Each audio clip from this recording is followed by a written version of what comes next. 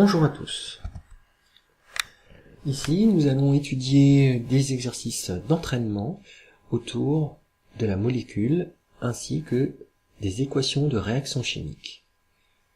Je vous conseille vivement de prendre une feuille et un stylo afin de pouvoir raisonner de manière sereine.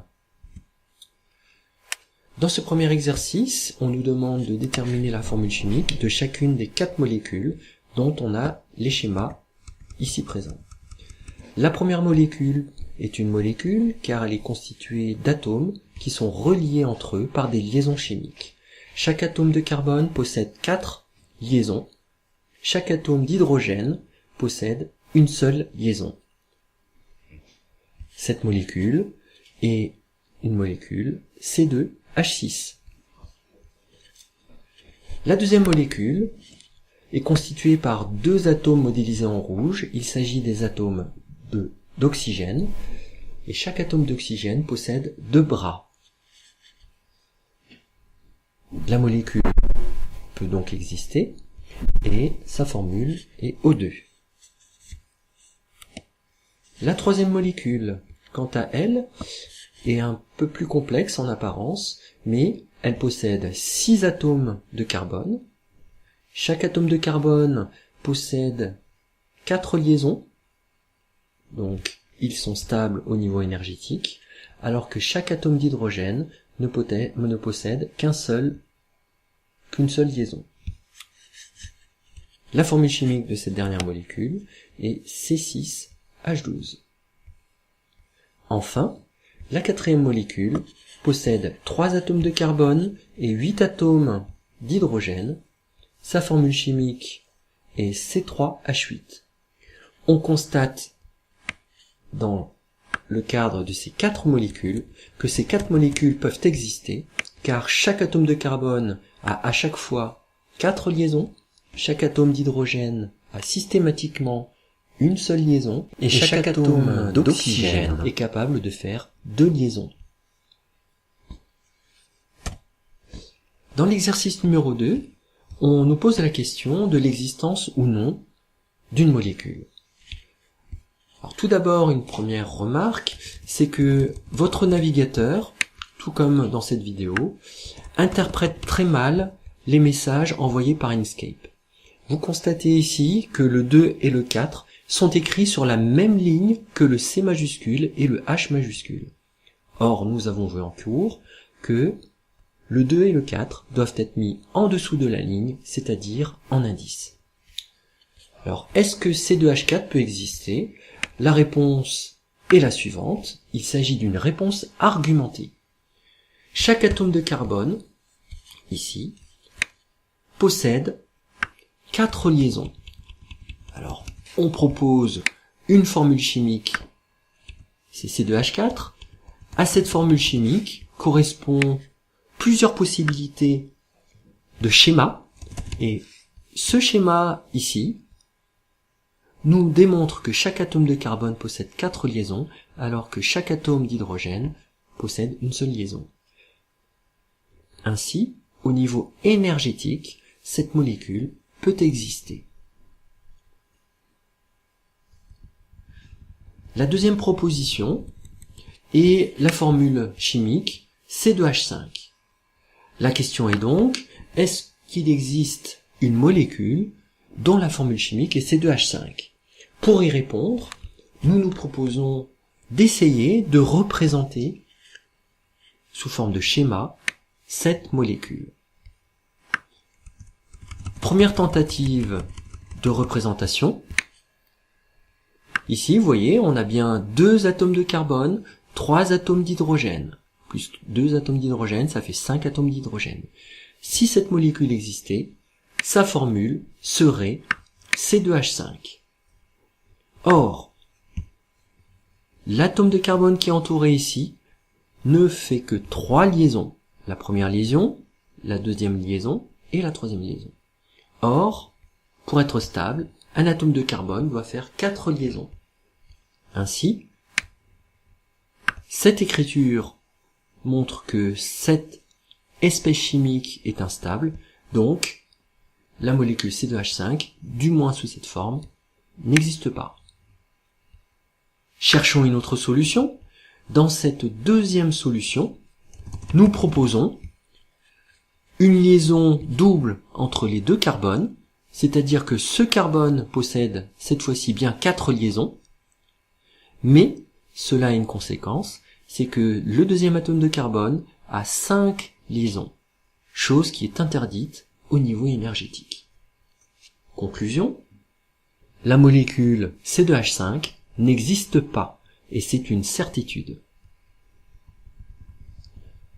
Enfin, la troisième molécule qui nous est proposée sous forme de schéma. Sur ce schéma, on constate que la molécule proposée possède 6 atomes de carbone et 6 atomes d'hydrogène. Voyons si chaque atome de carbone possède bien 4 liaisons et si chaque atome d'hydrogène ne possède qu'une seule liaison. C'est bien le cas. Ainsi, il y a de fortes chances pour que cette molécule existe. En effet, cette molécule existe, elle s'appelle le benzène.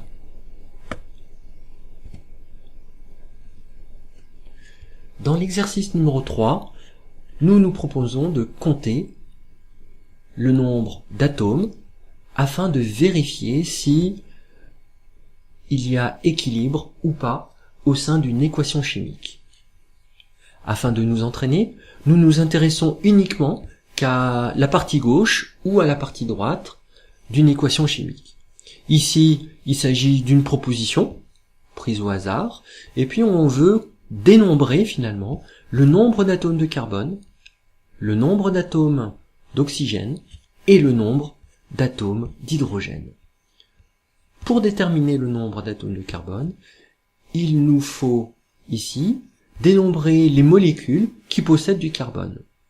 La molécule de dioxygène ne possède pas d'atomes de carbone. Donc la contribution en atomes de carbone de ce que j'entoure ici est nulle. Alors que la contribution en atomes de carbone de la part de 4CH4 est évidemment égale à 4 fois 1. Alors pourquoi 4 fois 1 ? Parce que chaque molécule CH4 apporte un seul atome de carbone, et comme nous avons 4 molécules CH4, il y a en tout et pour tout 4 atomes de carbone. Pour la contribution en atomes d'oxygène, la contribution de CH4 est nulle, alors que la contribution du dioxygène est la suivante. Nous avons 3 molécules de dioxygène, donc en tout il y a 3 atomes d'oxygène. Afin d'être rigoureux jusqu'au bout des ongles, je vous conseille d'utiliser les termes atome et le terme molécule. Une molécule étant constituée de plusieurs atomes. Dans ce tableau, nous dénombrons, c'est-à-dire que nous comptons uniquement les atomes. Sur la dernière ligne, nous mesurons, ou plutôt nous comptons, le nombre d'atomes d'hydrogène. La contribution ne provient que de CH4.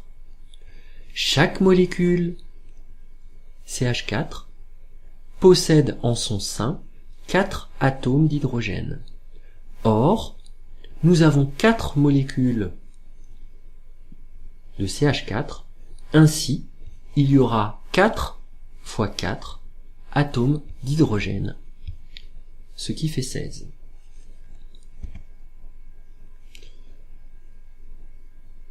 Le tableau ci-dessous est un exercice direct d'application où on voit des nombres un peu plus grands que précédemment, mais le principe reste le même. Au niveau des atomes de carbone, il y aura 7 fois 3 atomes de carbone. Au niveau des atomes d'oxygène, il y a 3 fois 2 atomes d'oxygène. Et pour les atomes d'hydrogène, il y en aura 7 fois 8. Voici les zooms décorrigés. Notez que la cohérence est importante, et le nerf de la guerre réside dans le fait que chaque atome de carbone a 4 bras, chaque atome d'hydrogène un seul bras, et chaque atome d'oxygène a 2 bras.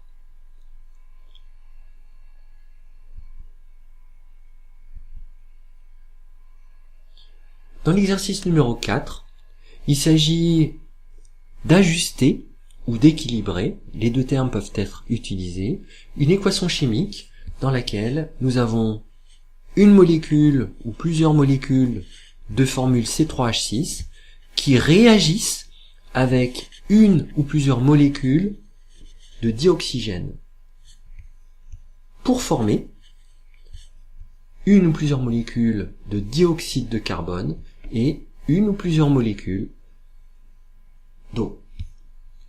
Cet exemple-là est complexe. Vous pouvez vous amuser à le résoudre à la main. Par contre, je ne vous demanderai pas en devoir. Ce qui vous sera demandé en devoir, c'est d'être capable de vérifier une proposition qui sera validée ou non validée par les tableaux de vérification de ce type-là. Bon courage à toutes et à tous.